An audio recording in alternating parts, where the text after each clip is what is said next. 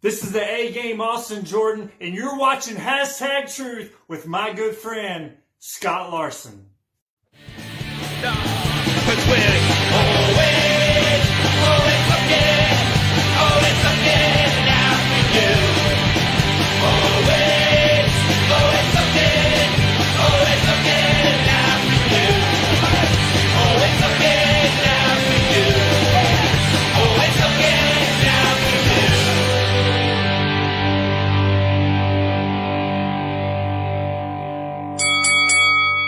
Introducing Superjaws Indy Supercard, the first pro wrestling trading card game with real wrestlers using their real moves, but not real weapons, because they're cards. Play with over 50 wrestlers such as George South, C.W. Anderson, the Jim Nasty Boys, the Dawson Brothers, Colby Carino, and many, many more. Go to becometheace.com/store to order the Ace Series 1 set, shipping in June 2020. Hello, everybody. Scott Larsen here from Hashtag Truth. Tonight we have the one, the only, the Caribbean Tiger. How you doing tonight, sir? I am doing great. How about yourself, Mr. Scott? I'm doing spectacular, man. The only thing that's bad, like I said, in my side of the world is wrestling has not come back in full force yet. And once that happens, I will be the most ticklest man in the world. I am ready to go. I'm ready to go. I was ready to go as I was born. So, speaking of, I saw that announcement. Look at this. Look at what I got over here for people. Oh, yeah. There you go. That's what I'm talking about. The Caribbean Tiger got him right, man. Indy Supercard. Mm-hmm. Oh, yeah. Dax O'Reilly said that. Cigar smiling, good brother. Always, man. Every single time with the whiskey on the side. Gentleman Jack, of course, because if I'm distinguished, I got to drink nothing but Gentleman Jack. And then we got a good acid Cuba.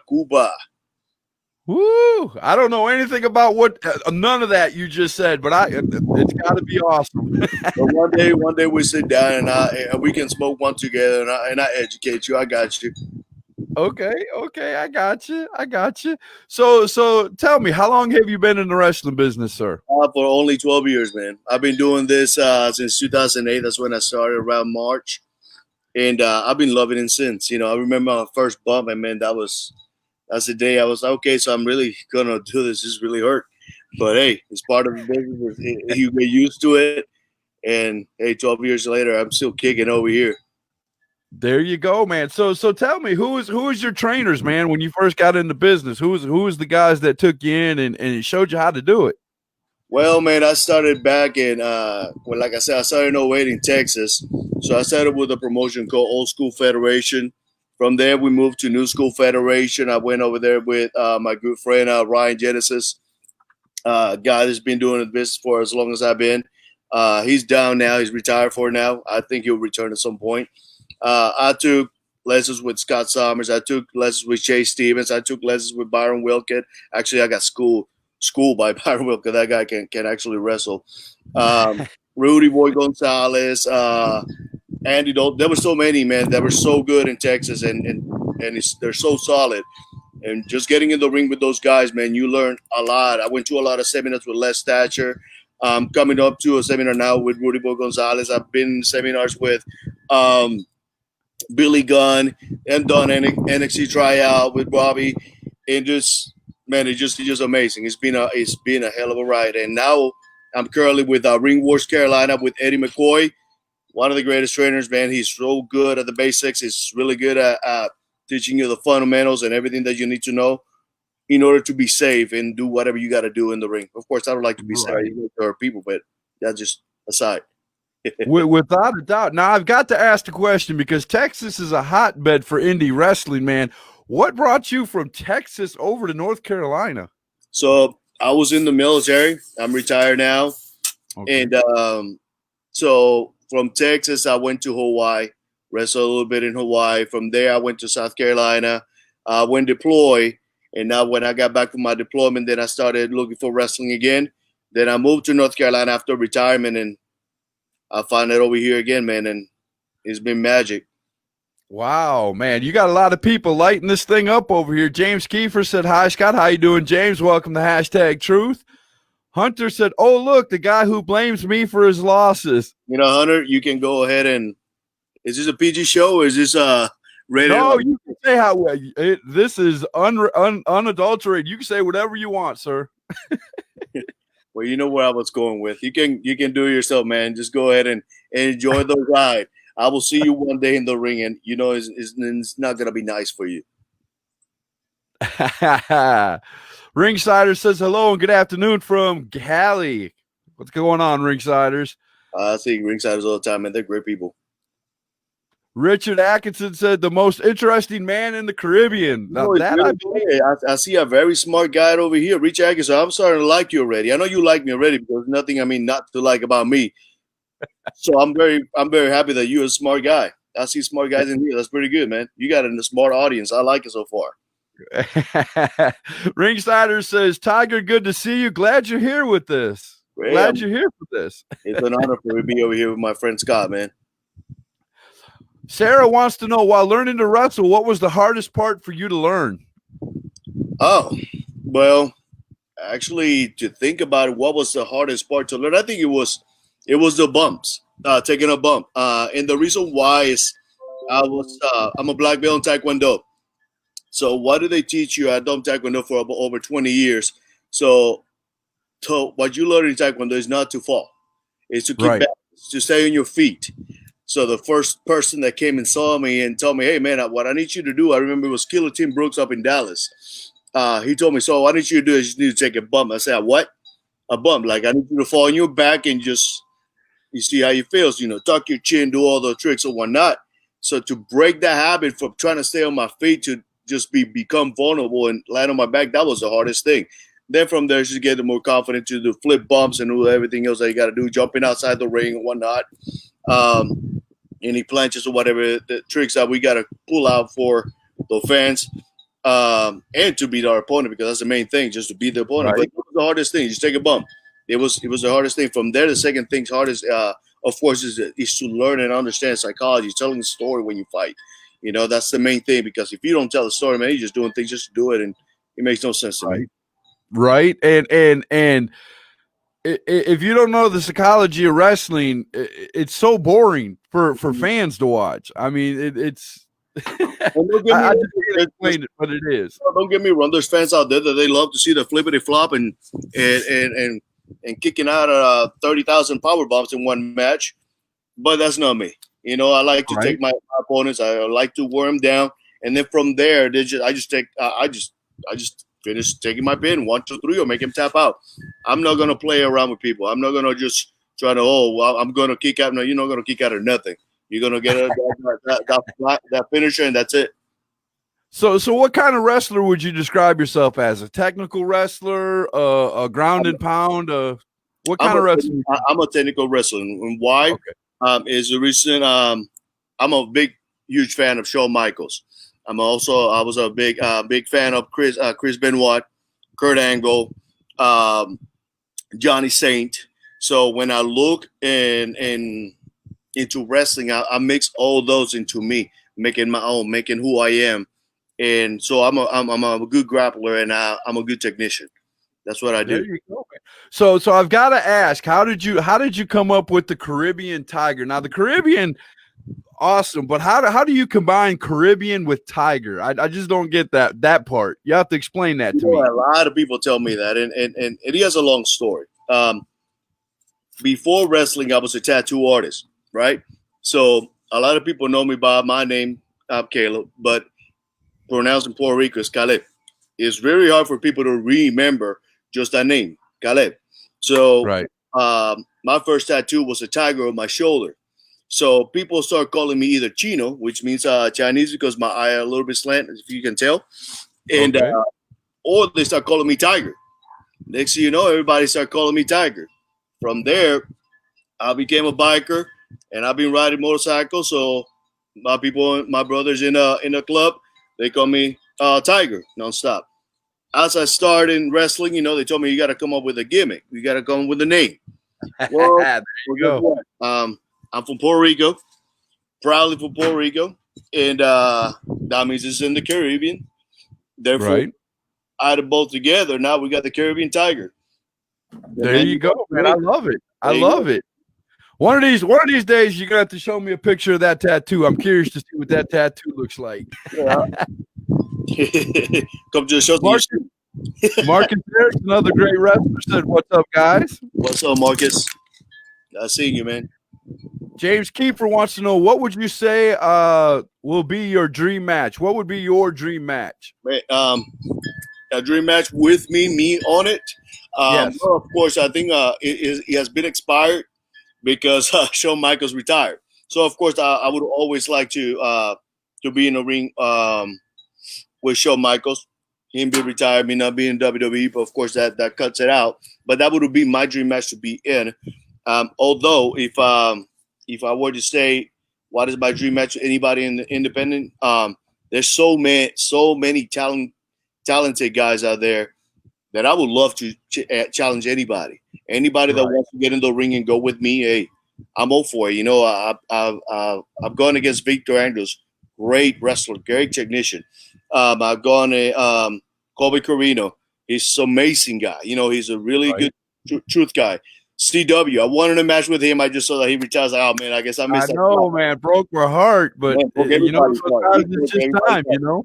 Yeah, but hey, it is what it is. You know, the guy put his foot. He made his stamp in the wrestling business. And he did an amazing thing, great thing. So there are so many wrestlers out there. You know, James Anthony. You got Eddie McCoy. You got Hank. There's so many. There's so many to mention. I can just keep one. You know, we got Caleb Conley. A Caleb versus Caleb match, man, that'll be amazing. I would love to go with that guy. Great technique, great wrestler. You know, too many great ones to mention. And for me to pick one, it's almost impossible. I would say I would just want to continue to wrestle and just wrestle anybody who think they're better than me, and we'll see what we got. See, I can make a miracle happen. Oh man, that take my money, please. Without a doubt. Richard Atkinson wants to know, who are your influences? Well, like I said, influence is Shawn Michaels. We have Chris Benoit, Kurt Angle. Those are the main three. After studying a while and I started to tell stories, and I'm looking at Johnny Saint. There's so many wrestlers out there that are so good. But if I were to pick four, those were my top. Of course, you know, I was a fan of the Ultimate Warrior, so I get my looks from Ultimate Warrior. You know, I like to be flamboyant. I like to look. But if you look at Shawn Michaels was flamboyant too. You know, you have Macho Man, who was very flamboyant too. You know, so I love to stay flamboyant, but I also like to stay not in the part that it was comical. So I like to take it serious, you know, and just make it my own. But those are my top four or top five. There you go, without a doubt. Now I noticed that you're a sharp dressed man when you all your pictures I've ever seen on your Facebook page and stuff like that. You GQ when you walk around, man. And is that you in your personal life, or is that you? This is me. Look, I'm in my house. I'm in my house with the pool in the background. You know, do my thing over here. I just like to live a high style. You know, I just like to dress up. One of the things, and one of the main reasons, of course, why you always dress up. I always dress up no matter what. I always like to be a fashionista, aficionado for cigars. I always like the good life. Although, when you enter into professional wrestling, you got to think about it's professional wrestling. You have to act the part. You have to act like a professional. You know, I'm not going to just go dress up like a Hot Topic guy and just show up in my jeans and a T-shirt to a match. I won't. You know, I will usually dress up with a tie. I will dress up with a nice clothes that I have, you know, but at the same time, I'm not going to be looking like everybody else who's looking professional. You know, I'm not going to be the guy with a black tuxedo. I'm going to be the guy that's dressing up in high flamboyant colors. So you can notice me. So you know who I am. You understand that I'm in the building. So it's all about being professional. It's all about acting the part. So Caribbean Tiger outside the ring is not much different than the Caribbean Tiger inside the ring. It's the same a-hole inside or outside the ring. There you go. See what you do, man. That's it. I like that, man. I like that. Kayfabe, boy. Keep it alive all the way through, man. There's no kayfabe, man. This is who I am. There you go. So of all the wrestlers that you have wrestled throughout the U.S. and other places, who was your toughest opponent? Oh man, Victor Andrews. Can't beat him yet. Can't beat him yet. Very good technician. Gemstone. I try. That guy just got him under my skin.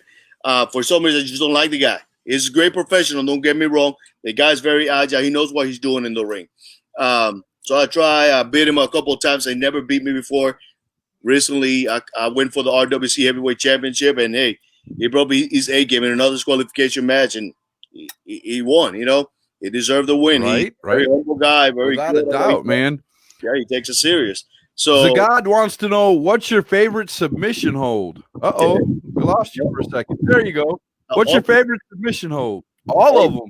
All of them. And the reason why, I don't think of as me being a technician. If I'm beating your arm, I'm gonna end up with I'm gonna beat you with an arm bar with a knee breaker on your arms. You know, if I'm working your legs, I'm gonna give you a figure four. I'm gonna give you a figure four, either HBK style or Ric Flair style. If I'm working your back, I'm gonna get you in a good stretch. And if I'm working your face, grip across face. It all depends on what I'm beating. If I'm beating the guy, I'm just not gonna stick to just say this is my submission hold. No, I'm gonna go for a fight. So therefore, I'm gonna finish whatever in whichever way I gotta do it based on whatever I'm working on you. Zagad said it is unique, but when you explain it, it makes it rare. He says he loves that. Yeah, I love it too, man. And people don't like it, of course. My opponents do not like it, of course, because they're gonna be in pain. But that's just the way it is. You know what I'm saying? If you don't have haters, you're not doing it right. That's what I've always been told. That's why they call me the man you love to hate. You love me, but you hate me at the same time. But you love to hate me. So I do what I gotta do. Zagad said Caribbean Tiger versus Adrian Bliss. Scott Larsen, let's invest. Hey, I'm there if that would ever happen. I will say right now to you, I'm your Huckleberry. You just say when. Say when. I like that. I like that. Richard said, gotta appreciate the finer things in life. You have no idea. You have no idea. There's so many things that people overlook. There's so many things that people don't appreciate. So of course, man, every single second count in wrestling. And if you don't take advantage of that, man, you ain't going nowhere. Right. So where was your most favorite place to wrestle? If you could go back and wrestle anywhere where you've already wrestled, and go back again and get the money that you want or better, where would that place be? Well, if I were to choose what company I would like to work at, of course, AEW, Ring of Honor, WWE. I would love to work any of those places. NWA. I would love to be part of that. Japan. With Jacobs and Pritchard.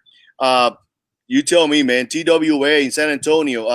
Right. North Carolina, where I'm at. AML is great. It's a great deal too. So it doesn't matter. I think for me, it's not about the place. For me, it's about the people that you go against, the quality of wrestlers that you go, the quality of fans that you get. So I'm all about wrestling. I cannot pinpoint and say this is the place that I want to be in, or this is the place that I will go back into. Every single place that I've gone, I've had a blast. I do my best at everything that I can to entertain the fans, and I'll pick any. Man. Oh, I like that. Derek Martin said, "What's up, Tiger?" And he misspelled Tiger horribly. Yeah, this guy got married. Congratulations, guy. Yes, he did. Yes, he did. Congratulations. Yes, very, very pretty wedding pictures too, by the way. Yeah. Oh, they were beautiful. I look at it like this. It's if you're not being hated, you're not doing it right. Yep, that we all said that without a doubt. So I got it. He gets it. With all this negativity in the wrestling world, can you shed some light because we're in dark times?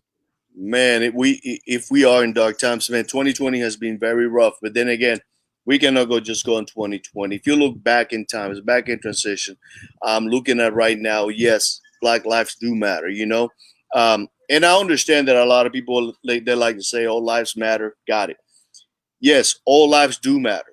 But right now, at this point, at this second in life, what we're looking at is unfortunate bad cops, because not all the cops out there, but unfortunately bad cops who decide to take abuse of power as in they're above the law. They're not. You know what I'm saying? Right. So I Right. feel for, me coming from African Americans, me coming from Africa, from Indians, from Spaniards, being a mix of all, because that's what Puerto Ricans are. We all a mix of the whole world. And it sucks to see it. It sucks to see all this Right. negativity. That's why I try to stay positive. I'm all about Right. yoga, some meditation, doing everything that I got to do to stay positive. Why? Because I have my own demons in the past, and I like to stay concentrated on whatever is positive out there. But unfortunately, there's so much negativity. COVID-19 have destroyed a lot of lives, and it really sucks. It's not easy. It has stopped a lot of small businesses where they're the ones hurting. Walmart's not hurting, everybody else is not hurting, but the small business, they're hurting. They had to close down because they were told to do so. You know what I'm saying? Or they get fined. Some people that cannot afford those fines, and Right. seeing people getting abused in the streets and getting killed in the streets, it sucks. It really sucks. It really blows. And see that they still not equality all the way out there to the LGBT community. It really sucks for them because they're trying to get equality too.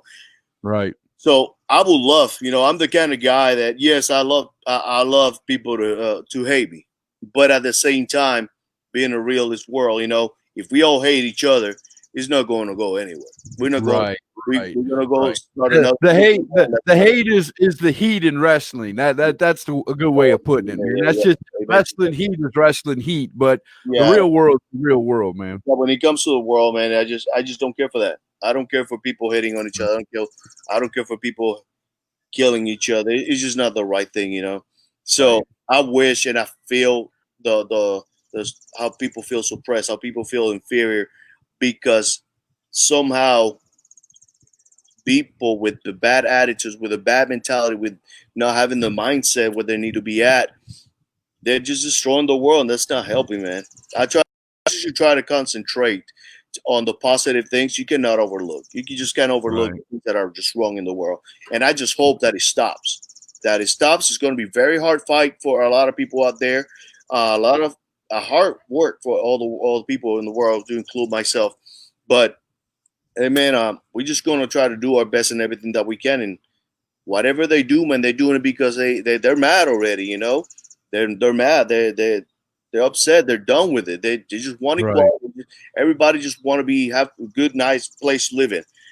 Right. And even though they say it is what it is, and I have come to terms sometimes to those words, I just can't stand it. I just cannot stand racism. So how do you think what type role do you think wrestling plays in this? How do you think wrestling can help heal this stuff? You got to clean up locker rooms. One of the things that you got to think about, you got to clean up locker rooms. I've seen wrestlers and I've seen promoters that do it right. Promoters as I see, they got a guy that he's just racist and he's not doing the things right, and he just, I don't want to go against somebody Hispanic or against somebody black because they're Hispanic or black or Asian or whatever the case may be. Hey, man, that you're on the wrong mindset. You know what I'm saying? You need to clean up locker rooms. You need to get that hated out of the way. I'll wrestle anybody. I'll wrestle. They're all brothers and sisters to me. It doesn't matter their gender. It doesn't matter their transgender. It doesn't matter their sexual preference. I don't care. Wrestling is wrestling. And if we clean out the locker rooms, I mean, all wrestlers out there, if you call yourself professional, then you got to act professional. All than that, you're just playing wrestling. You just need to be out. Right. Now I notice, and I've never been in the business per se. I've always been, behind the mic here. But one thing I've noticed about professional wrestling I'm sorry that I interrupt you. You're part of it. Right. But one thing that's unique about wrestling is they self-police. If you watch a lot of social medias, man, they self-police. If they see something wrong, or if they see that somebody's got a record or somebody, they shoot it out there. They let the world know, and that's one thing that I do appreciate about professional wrestling, man. Indeed, man, it's a really good community. Like I said, it's a beautiful brotherhood, sisterhood, man. I love when I see people acting professional and doing what they're supposed to do. to keep it professional, keep it entertaining for the fans. It's not about the hate, man. It's about the love that we have, the passion that we have for wrestling and for the fans. Right, without a doubt. So let me ask you, man, getting back into just professional wrestling. If you could go back, if you could right now tell the person 10 years ago, the Caribbean Tiger 10 years ago when you entered wrestling, if you could give that guy a piece of advice from what you know now, what would that piece of advice be? It is really hard, man, because one of the things that held me back big time was the military. Been in the military when I was wrestling at the same time, it stopped me from going to another state because you had to be on leave or the league got to be approved in order to be able to travel a lot more. But I don't take nothing back. And the reason why is if I am who I am today because of the past that I had. Right. So because of that, yes, I will tell myself, go out more. Try to just wrestle more in more states. Look for trustworthy companies that can train me better. Look for better academies. Train better. Seminars are great. Don't get me wrong. You learn a lot of good things in seminars. But when wrestlers start in a school and they graduate from that school and they finish that school and then move on, now you got better basics. That was me, man. When I started a little bit here, a little bit there, just jumping back and forth. And I never set foot down and say, you know what, I'm going to wait until I finish this school. And then from there, I'm going to start touching. And a lot of times it's unfortunate because, you start promotions that are not that great. And they don't tell you this. They just take your money. And next thing you know, they're not. They just put you in they put you in a match right away and within 3-4 months. No, man, sometimes you got to be 6 months, a year out training first. And then from there, you move on and do better. So if I would have done something like that, the first thing I would have done, go to a school when I know there was a good routine. I was in Texas. I could have gone to TWA, right. with Rudy Boy. Rudy Boy's guest has been a guest at the Performance Center twice. You know what I'm saying? So he knows what he's doing. I see Preacher. He got with over there with Jacobs up in Tennessee.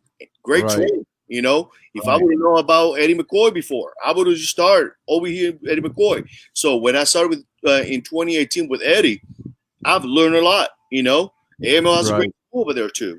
So and the one thing about professional wrestling, you never stop learning, no matter how long you've been in the business. There's always something to learn. There's always somebody to learn from. There's always somebody who knows a little bit more. That is true. And even right now, man, I'm still learning. I'm coaching now with Ringwars Carolina, and I'm learning from my students. You know what I'm saying? And it's not, I can never have the mindset and say, you know what, I know it all, because you don't. In wrestling, until the day that you retire, you're going to continue learning and you're going to continue growing. And the moment you have that mindset, I think I know it all, that's when you stop growing. That's when you need to step out. There you go, man. Without a doubt. Chris Anderson said, "Hey, how you doing?" What's up, Chris? Hey, that was straightforward. Hey. Yeah, right. Just hey. Hey. So with all the teaching that you've gotten throughout the years, and you just said that you're teaching yourself. What is that one thing you look for in a wrestler that you can work with? You know what I'm saying? What is that one thing that a wrestler needs when they come into the business that they need in order to keep them motivated? You know what I'm saying? Professionalism, coachability, looking the part, self-esteem, and a lot of times you don't have it all. Sometimes you don't have. You may not have. Okay, I don't know. I don't have the skills. You gotta have a certain sense of athleticism. It's very hard with no athletic ability, none whatsoever, to be able to do a lot of things. Can I get in the ring with you and make you look good? Yes, I can, but that's just gonna be with me. Right. If you go against somebody else that might not know much, then you might not look as good. And it's important that you are coachable, that you present yourself as a professional wrestler, that you have your head high everywhere you go, that you look like a professional. that when you enter a building, you look up, you say hi to everybody. You know, every single, from staff members, from ring crew, from cameraman, from that person helping in those booths. You know, ring announcer. Everybody should deserve that respect, and that's one of the things that I do all nonstop. You know, I respect everybody. I respect every single person that is in that arena, from the fan all the way up to the promoter. Because if you don't, man, you're just not looking good.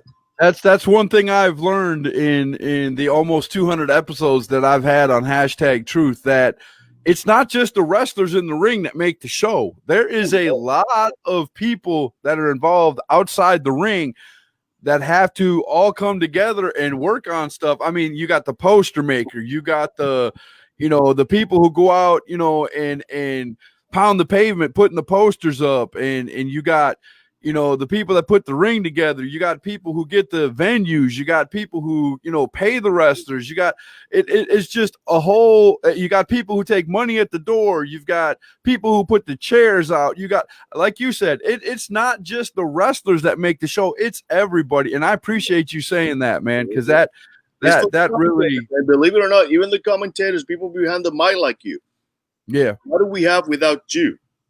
Right. We're just going to have a match. When you put a match together, you send it to WWE like I've done, to AEW, to NWA, and you have that commentator in the background, you make the match even bigger.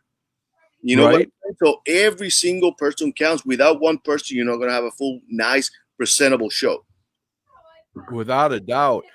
Zagad wants to know, what school would you recommend to a person who wants to become independent? That first of all, every single wrestler is independent. To include those in WWE, it's not to be considered independent. Is to know that you just make contracts with different companies. So what kind of school? A school that has a setup program that is going to tell you got to do X, A, B, C, all the way down to triple Z.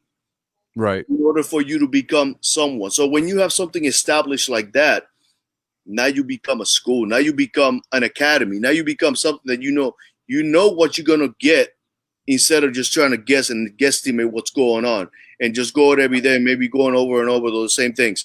Yeah, there's sometimes that you got to go over the basics and you got to get those refreshers out. But Ring, North Carolina has a great academy. Just 6. They're starting over now, and they have something good going on. AML, great. Like I said, Jacob Spritcher. I got my friend Chris Marble in Texas. He has 4 rings set up, with a good setup. Ethan Case down in South Carolina, Palmetto Championship Wrestling Academy. Man, they know what's going on.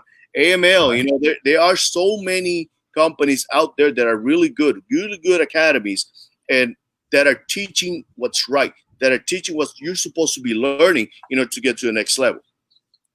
Exactly, without a doubt.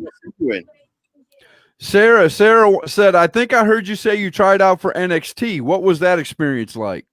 Man, that was something else. I went to August last year, and I remember Mr. Robbie was there from NXT, one of the great coaches over there. And it was an experience. It was an experience. Even though I was at that time, I think I was in 10 years, 11 years in, I still didn't feel prepared. Because when you go into try out for something big like WWE, you got to bring your A game. Now you're not just competing against anybody. You've competed with people that are investing to be in this company, investing to get to the next level. And this guy's, their gear was on point. I wish I had better gear. Yes, I can walk in and look the part. But if my gear was not showing the part against those other guys, man, and your A game wasn't there, sometimes you don't know what they're looking for. I know my great friend, for example, Victor Andrews. Everywhere he goes, Victor Andrews just stepping in the house and he knows what he's doing. You know what I'm saying? So he looks the part. He looks professional. His gimmick is on point. Jason Miranda, his gimmick looks on point. That's the reason why they work with WWE. That's the reason why they got their Ring of Honor spots, In order for you to go to a company like this, like NXT, you have to have your A game. You have to be prepared. Like I said on a previous show that I looked it up and I legitly crunched the numbers. There are over 500,000 1,000 independent wrestlers in the United States alone. Yeah. And there is only a certain number of slots in those big companies. Less than 10% of all the independent wrestlers that are out there are going to get a shot at a contract. Exactly. So when you think about it, man, so they can be very picky. They can be very picky up there at WWE. I mean, if, like you said, you don't come in with your A game right off the bat. Next. Exactly, because it's as simple as having your basics down. And one of the biggest things that they look in NXT, that they on WWE, AEW, NWA, all of them, they look for that coachability. If you don't have that coachability, then you're gonna be in trouble. Now imagine you go to for example, this tryout in NXT. They were picking one. That was it. So now if you got 10 guys that are coachable, now all 10 of you are coachable out of the 50 that are here. Who's looking the part? Right. So now you got to look at that. Okay, so who looks different than everybody else?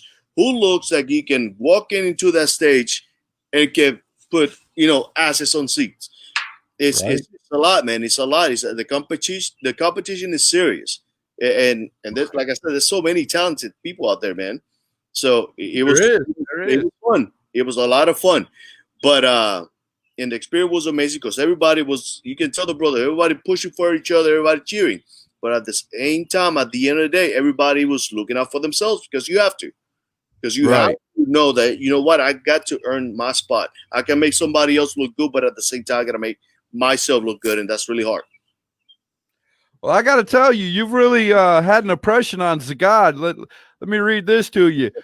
He said, see, it's funny. I used to live in Oxford, and I said I want to move back to North Carolina. If I come down south and I know money talks, would you be willing to train me? Give me less than 2 years. I'll be there. You tell me, man. I'll be ready for you. It's up to you, Zagad. How much you want to learn, how much you want to be humble and learn in the business. It's up to you, man. And it will be my pleasure to train anybody who wants to learn. I'm all about training anybody. Right. Without a doubt, man. Without a doubt. Now you said you were in the military. Did your military training at all help you out with your wrestling? I mean, I know I was in the military for 4 years, and when I got in, I'm going to be honest with you, I didn't know anything about close quarters combat or hand-to-hand combat or whatever. Did any of that training help you out with wrestling? Of course. I got my combative certification, and I make sure that even when I was in the military, I was trying to do my best. I'll do everything in my power to be the best at everything that I do. So as I was there, I went to combatives. I tried master fitness trainer. I try to stay athletic. I try to max my PT test, which is the physical training test, or one other APF, what they used to call now it has changed to something else. And you have to, it did help. It did help a lot because it helps with discipline. Then again, I'm always been disciplined. So some people go to the military, they're not disciplined at all. And next thing you know, they're out of basic training. They don't even pass basic training. And this is in all branches. It's not just Army, Air Force, or Marine, or Navy, or Coast Guard. All the branches, if you're not disciplined, you're passing basic. And you see it. I know you see it. People recycle getting kicked out because they just don't have what it takes. Oh, yeah. Without a doubt. I definitely saw it, man. I definitely saw and you use the word, just being disciplined. There's a discipline in wrestling. And, when you come, there's certain things you can do. There's certain things you can't do. And again, just like you said in the military and basic training, it also goes with wrestling. If you come in and you're a heel and you walk out and you start talking to the crowd, they're not gonna want you wrestling for their company much longer. You're not doing what wrestlers should be doing. If you're out signing autographs as a heel, what are you doing? It just makes no sense. But you see it. You're playing wrestling. I know he has broken down, and it's really hard. For a lot of people, I think it's really hard to be a heel, and the reason why is because they want to sell the merch. They want to make sure that the people like them. Right. But there's ways to do it. You just don't go to a company and I'm going to go to a match, and I'm not the kind of guy just walking, oh, shut up or whatever. I don't do that. Right. I call that cheap heat. Right. I'll make you hate me by the way I move, by the way I talk, by I my. mean, there's certain ways to do it, though. I mean, you could still have a merch table at, you know, when you go to these wrestling shows, just have somebody else running it for you that you trust. You know what I mean? Exactly. You don't have to be out there at the merch table. You can, and the funny thing about it also, you can sell your merch and you can do your things, but just stay who you are. You know, don't change for who you are for nobody, because Right. it's. I heard my great friend and great mentor Tom Pritchard. One of the things he say, you know, some people do think and believe, okay, this is fake. It's not real. No, it is real. It is choreographed. It might be choreographed, and some things might be improvised or whatnot, but it's still real. A bump is a bump, a chop is a chop, and there's some things that's still gonna hurt you. If you take a suplex out on the floor, it's gonna hurt. If you take out a suplex on the ring that the padding is none, it hurts. You just learn how to do it. You know, I cannot say, okay, so basketball is fake. I don't know if it's choreographed or not. I don't know if they set up who's going to win, who's going to lose. But at the same time, if you don't know what you're doing, then you're just not even going to be on the team. You're going to be sitting on the bench. So, no, it is you have to define who you are, and you have to make sure that if you're taking a picture, take a picture with a fan, not by smiling and being all nice and cute with them. Right. Punch them in the face, grab them in a headlock. You know, I see Chase Stevens all the time doing it. You know, Chase Stevens is a great, amazing heel. He's also a great face too, depending on where he's at. But he's Chase Stevens no matter where he's at, and that's what makes a difference, man. Without a doubt, without a doubt. Well, I'll tell you what, man. Chuck came in late. He's gonna ask. I've already asked you this once, but we're gonna ask you again, just because my partner wants to ask you. He said, "Good evening to you, sir. One and only for you tonight. If you could go back in time and talk with the younger you, what is the one piece of advice you would give?" Now, I already asked you this, but he wants to know again. Well, Chuck, what would I tell myself? Let's say, okay, like I said before, I was in the military, so I wouldn't change who I was because it made me who I am today. But if I were to change myself, if I were to tell something to myself, it would be go to a school, a good recognizable school, a school that they know what they're doing, and get trained right first before you step in the ring and actually have matches out there. Why? It's because you break down your basics. You got everything right. You be safe, not just towards you, but you can be you can also be safe with your opponent.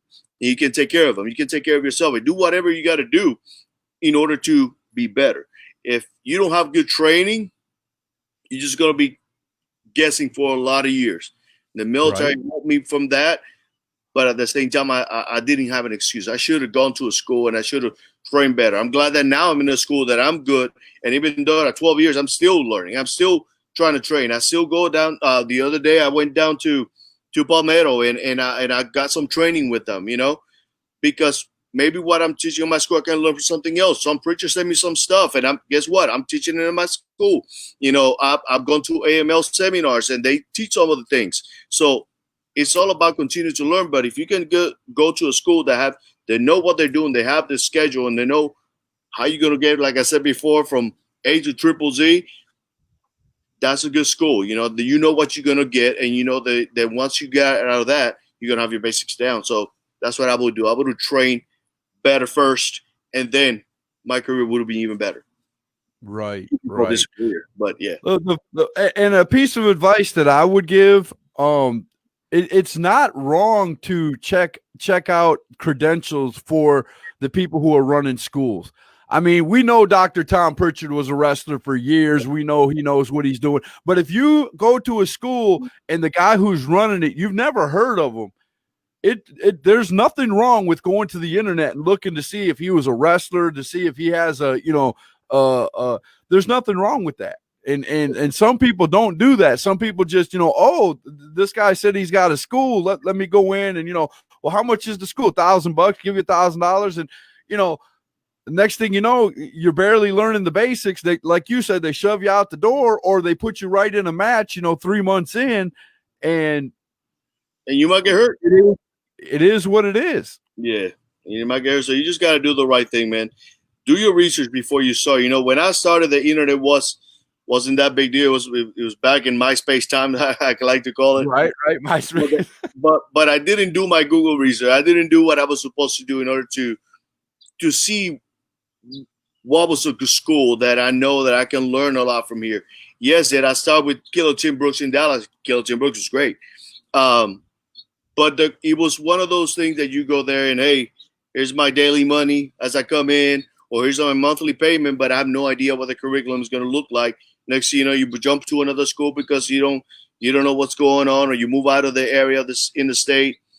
Now you have to learn something new. And if you keep jumping, man, if you don't finish that school, you're never gonna be completely. You might miss that one thing that'll make you a superstar. Exactly. For real.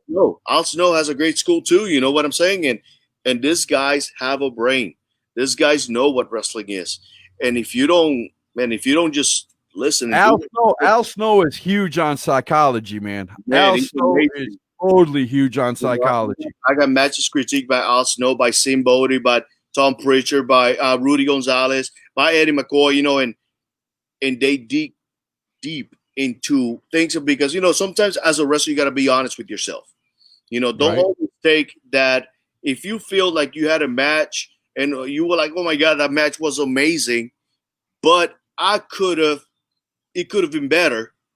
Right. Watch that video, send it to these professionals and see, hey man, sometimes they do ask for some money, 15 but $20. Well, what's $20? You know what I'm saying? Those $20 can make a big difference in your career if you're listening and if you're coachable. Because the difference, I can just send my matches to everybody out there, and then they tell me all this feedback, and I'm not doing nothing about those feedback. Then what's the point? I'm getting nowhere. Right, exactly. Yeah. You're not going to get anywhere. You're not going to move up. You're just going to stay right where you're at. And one of the things I heard, I think it was Josh Movado that said this. Another great coach, another great brain out there too. And Simbodi and Tom Pritchard told me the same thing, and Al Snow. If you're not paying attention to what you're doing and you don't want to better yourself, and you just think and you start making buts, oh no, yeah, but what happened is like at that moment, no, just sometimes you can be honest with yourself and say, you know what, I did messed up. So therefore, how can I do it better next time? And when they tell you, man, just listen, open your ears, open your eyes, have an open mind. Is positive criticism. Now, if somebody's telling you, oh, you fucking suck, and you bad at this, you bad at that, and you just garbage, that's not positive criticism, or coach is good job, how? Have those details. The same thing with in the military, when you taught, oh, you messed up a shooting, so you suck at shooting. No, why did I suck? Was it my breathing? Was it my trigger squeeze? Was it the way I'm aiming? So it depends on what you're doing. And if that coach is willing to just teach you the reasons why everything means something, now they're paying attention to you. I mean, there's so many vast ways you can go in professional wrestling. Maybe you're not the big technical guy, but a good teacher will say, okay, you're not this, but you do this well. Let's work on this and expand this. And, I'll give a good example. The Rock. The Rock was great on the mic. The Rock was great as far as, charisma and all that. He wasn't a great technical wrestler. Just be honest. He wasn't a great, and I'm one of his biggest fans. But he had maybe 6, 7, 8 moves. But his charisma, that's what they built his whole character around, was his charisma. And he shot for the moon. And now he's a movie star. So it just advanced his whole career toward that. You know what I mean? Yeah. And at the same time, and I look at it too. Like, for example, I always like to tell my students how great was Kurt Hennig, Mr. Perfect. A lot of people were like, whoa, he was perfect. He was great. He said, that's what you believed. You believe he was perfect because he showed you he believed in himself first. And by he believing in himself, he portrays perfection. And don't get me wrong, Mr. Perfect was a really good technician and he knew what to do. Well, how many moves did he really do in a match? A lot of times it's not about how many moves you put together in a match. It's how you do them, how you make it mean something. If I'm working your legs, why would I pick you up and give you a suplex? Right. Do with your legs, you know what I'm saying? So therefore, if you notice when when Kurt Hennig, may rest in peace, when he attacks something on you, he stay on that like a pit bull. Right. So he also make his other guy, his opponents, look good. You know, so Right. and his basics were on point. His timing was on point. The way he worked the crowd was on point. You know, a lot of people like to work for the boys in the back or the Right. girls in the back, right? You can't do that. You cannot work for the boys in the back because a lot of times the boys in the back are not looking at the match. You know, you got to work for what you got in front of you and start. Well, not only that, you can't work for the boys in the back and expect the fans to love you. If you're not working for the fans, what are you doing? Man, I'm telling you, and I do this, and it's really hard sometimes to find a good match of a wrestler that you go, you know what, we may do this in the middle of the match, and the finish was gonna be, it's gonna be this, Right. But what's there? One of the things I tell all my opponents is like, what story are we trying to tell? And be willing to know that if the fans don't like that story, you got to switch it up. Hey, maybe I go to heel, but during the match. You got to be able to do that during the match. Somebody's got to take lead in calling the match and got to know, you know, hey, this ain't working. You know, let's change this up. Technical ain't working. Let's go off the top rope maybe once or twice. Let's do this. You know, exactly. You can keep the same finisher. You can keep the same whatever because you know what the promoter telling you this is who's going to go over. You don't want to go against the promoter because you're going to make bad business. But at the same time, what do the fans want? And if the fans like that, then that's what you go for. You know, you don't tell the fans what to do because that's different. Right. But you do what you're supposed to do in order to please the fans and tell one thing that I notice as a fan, I've always been a fan. Like I said, I've never been, you know, I'm not a guy that goes into the locker room. I'm not a guy that, even though I interview people, the one thing that I notice is you got to know when to stop a match too. You got to know when enough is enough, you know. Just because you got 50, you know, things that you can do in your repertoire don't mean you have to do it every match. You got to know when to stop. Yeah, a lot of people do that, man. A lot of people, you know what? I gotta get all my shit in. I gotta do these 20,000 moves on you because that's who I am, and all my matches look the same. So therefore, if you don't do all my shit, then we don't know. I'm gonna stop you. I'm sorry, but if I think that I gave you a super kick and that was it, man, we going home. I don't care if you're down or not. I'm keeping your shoulders down. You know, so what you got to think about, you know, got to make sense with a match. You have to tell. So I got to ask you this. I got to ask you, what do you think about the one thing that irks me so bad about the WWE? And I'm old school. I am old school. I am old fashioned. I cannot stand when you've got a guy in the WWE, AEW, whatever, who's got a finishing move. You know that's his finishing move. And he pulls it out 12 times, hits the guy 12 times with it in a match. And 11 times the guy gets up. That drives me insane. What do you think about that? It does. I don't like to see that. As a fan, if I look at it from a fan perspective, I don't like to see that. Then again, if the story tells, I mean, look at it from the perspective. Imagine Undertaker, Shawn Michaels, when they put out that great match, Undertaker went for the tombstone and Undertaker kicked out. First person ever kicked out of the tombstone. Okay, so that makes sense. It was a story that was told. He still had something in the tank, and he showed that he was just running out of instinct. Shawn Michaels was a great storyteller. Right. Reason why I always liked him. So I am in no position to say WWE suck or AEW suck or suck or, you know, they do what they do and they making more money than I am. So that's the way I see it. So for me to bash any of those companies, I can't do that. But as a fan, I like to see matches that just make sense. That's just me. Right. And that's me too. I didn't mean to come off like I was bashing them, but I just can't stand. It just drives me nuts to see, you know, to see somebody hit their finishing move like, you know, 8-9 times and the guy still gets up. Yeah, you know, like you said, when Shawn Michaels and the Undertaker did it, he hit the tombstone and he kicked out of it. The second tombstone, he didn't get back up. Exactly, that was it. He was done because it makes sense. It was a story, you know. Right. But you gotta understand. We have so many fans too out there that some fans like us like the story. Like one fan we're taking home, we're going home, and that's it, you know. But you have also the fans out there that they love for you to kick out and at 2 and 15/16 every single time, 4 times in the match, and got you. But so it's also you got to look at what the crowd you're working with. You know, if the crowd is if you know the crowd wants for somebody to kick out, then you work for that. But if me personally, I like to make sense in a match, and I'm not saying they don't making sense because they're making sense to their fans. The way I see it is like for me as a fan personally, no, I don't like to see 20,000 Canadian destroyers in one match and then kick out and then get pinned by a schoolboy. Right. I don't like that, but that's just me. I don't like that as a fan, but and that's what I try to do as a wrestler, trying to make sense with my matches.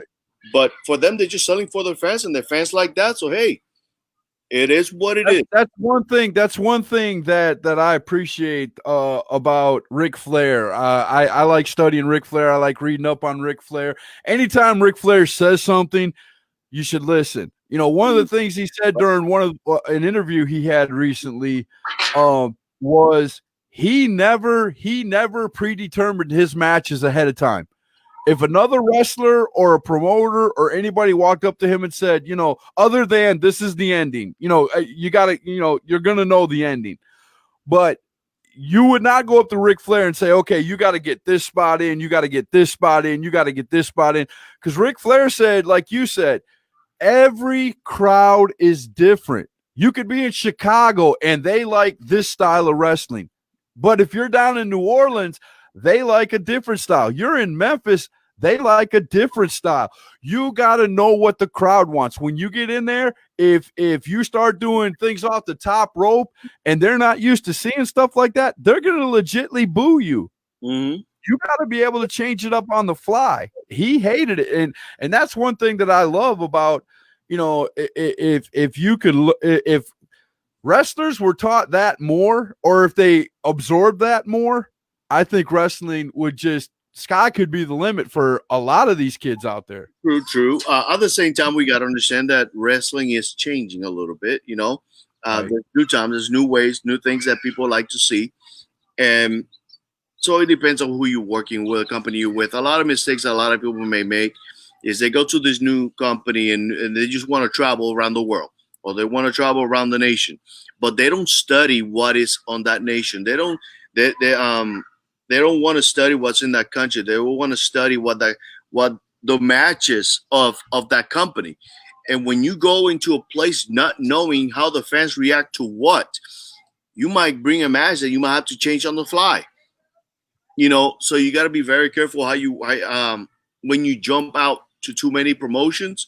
If you're not doing your homework as a professional wrestler again, then you just jump into companies and trying to do the same thing that it may not work, like you just said. Right. Without a doubt, man. Well, man, I'll tell you, we've been doing this for an hour, sir. This has been fun. I've enjoyed it. Yeah, look up 57 minutes. Wow, man. Okay. Yeah, time flies when you're having fun, man. I've enjoyed this hour. It has been a blast. I would love to have you come back on #Truth again and tell me, man. Feel some knowledge up on us. I love this. You tell me when, man, and I say yes. The answer is yes. It's without a doubt, man. I appreciate it. And we might get together. I don't smoke. Well, I won't do the cigar thing, but I might sit down and have a drink with you, though. I might sit down and have a drink. You gotta stay distinguished, man. If you're not distinguished, you're not looking the part, bro. You gotta do what you do. There you go, man. I love it. So I'm gonna end it like this, guys. This is a man that's been all over the country and parts of the world. He knows what he's talking about. Lend an ear. Also, he's a great wrestler.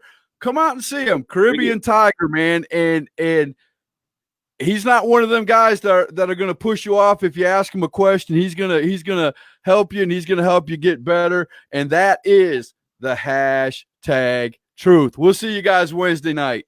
You take care, bro. Thank you.